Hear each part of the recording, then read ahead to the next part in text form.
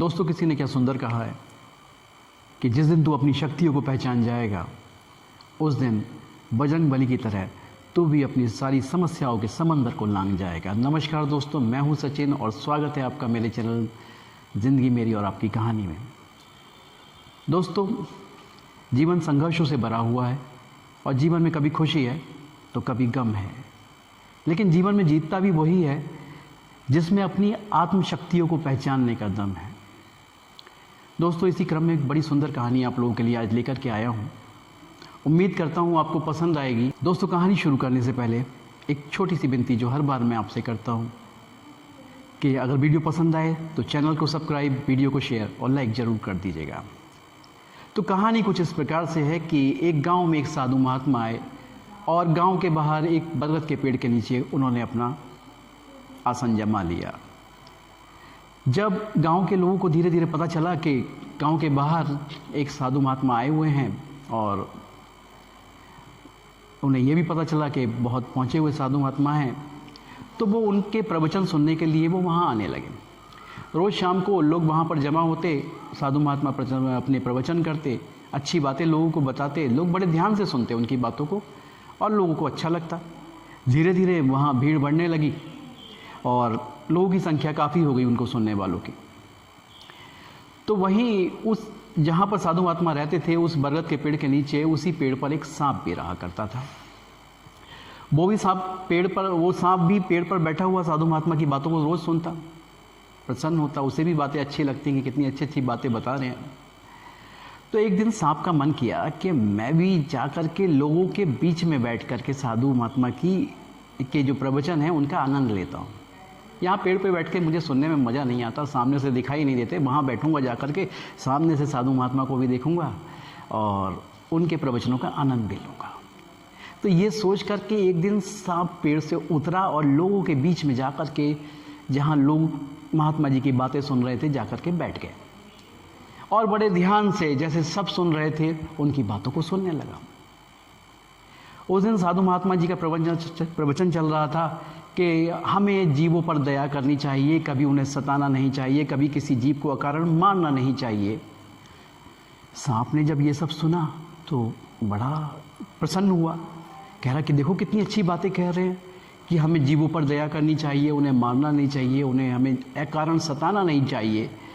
और बड़े ध्यान से वो उनकी बातों को सुन रहा था। तभी भीड़ में किसी की नज़र, जो लोग आए हुए थे वहाँ पर सुनने के लिए, सांप पर पड़ जाती है और वो बड़ी जोर से चिल्लाता है, सांप सांप सांप। सभी लोग उस तरफ देखने लगते हैं, देखते हैं सांप बैठा हुआ है। अब लोग तो डरते हैं सांप से, वो लोग तुरंत वहाँ से भागे अपने घरों की तरफ और वहाँ से लाठी डंडे ला करके उन्होंने सांप को मारना शुरू कर दिया। और क्योंकि सांप भी साधु महात्मा की बातें सुन रहा था तो उसने कोई रिएक्शन नहीं दिया, वो पिटता रहा। जैसे ही एक लाठी उसके ऊपर पड़ती, सांप ऐसे करके सीधे साधु महात्मा को देखता और साधु महात्मा सांप को देखते। फिर लाठी पड़ती, वो फिर साधु महात्मा की तरफ देखता। लाठियां पड़े जा रही थी उसके ऊपर और थोड़ी देर अगर सांप को ऐसे ही लोग पीटते रहते तो वो मर जाता।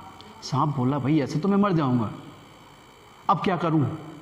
तो सांप वहीं पे एकदम से अपनी जीभ निकाल करके अधमरा होकर के पड़ गया एकदम से, कि ये दिखाने के लिए कि देखो जी मैं मर गया।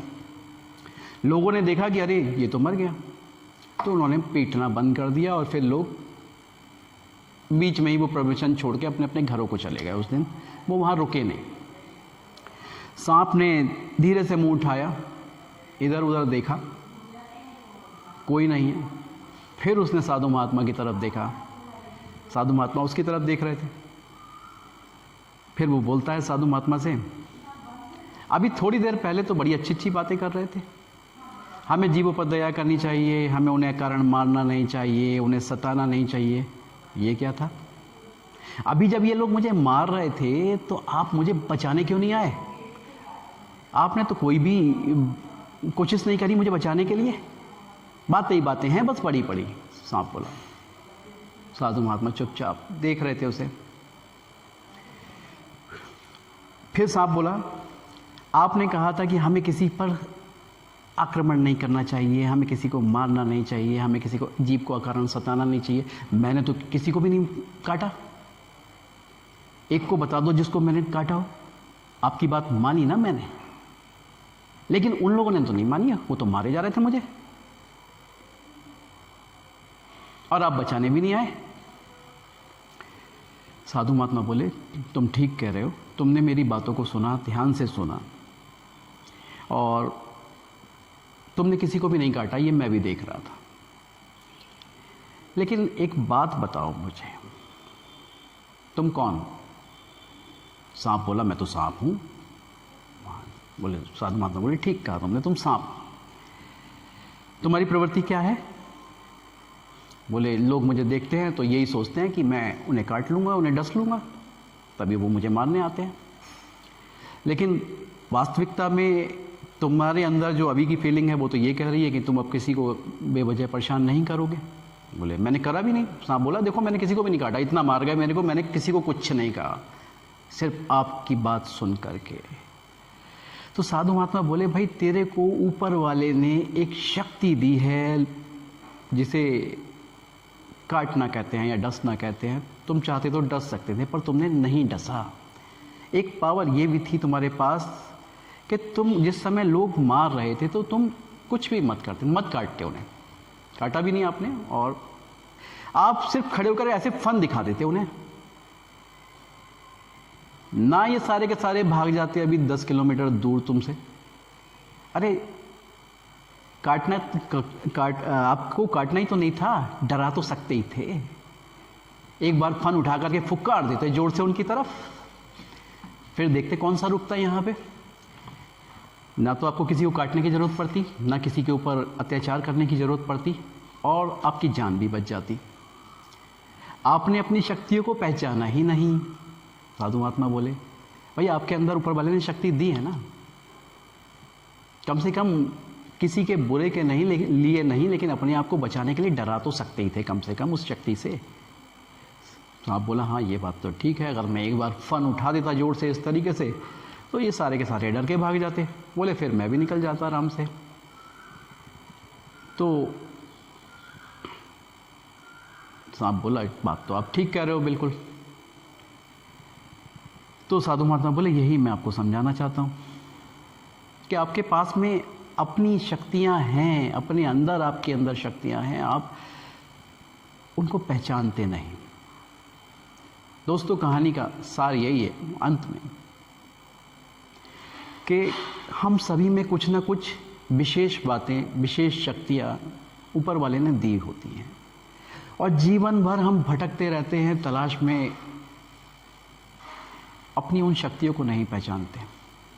कुछ ना कुछ तो खास बात हमारे अंदर भी होगी जिसका प्रयोग करके हम जीवन में बहुत आगे जा सकते हैं, लेकिन हम उसकी तरफ बिल्कुल ध्यान नहीं देते और अकारण परेशान रहते हैं जीवन भर।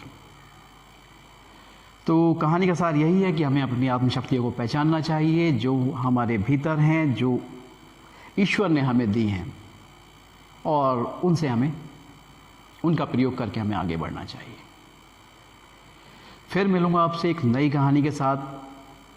तब तक अपना ख्याल रखें, खुश रहें, मस्त रहें। नमस्कार।